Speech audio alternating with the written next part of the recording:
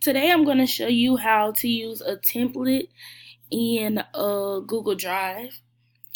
So I logged in as usual, then I go right here, go to Drive, and this is where I end up at. So right here I'll press new.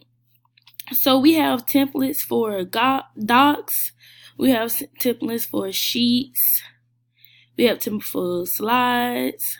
So from right here, Google Docs, you just hover over this and then you will go to from a template.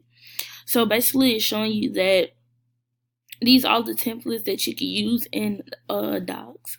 So you have resumes, you have letters, personal, work, proposals, notes, sales, all that, engagements.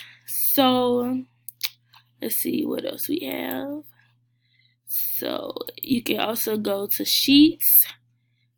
We have all these templates from calendars, travel planning, timesheets, assignment tracker, all that.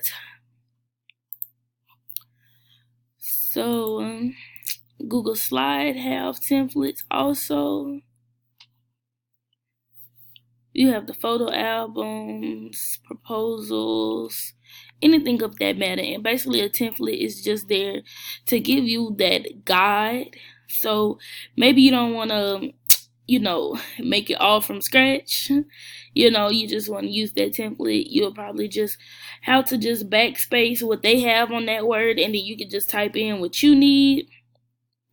So yeah, that's what a template is there for, just to make life easier for your assignment or anything that you're doing.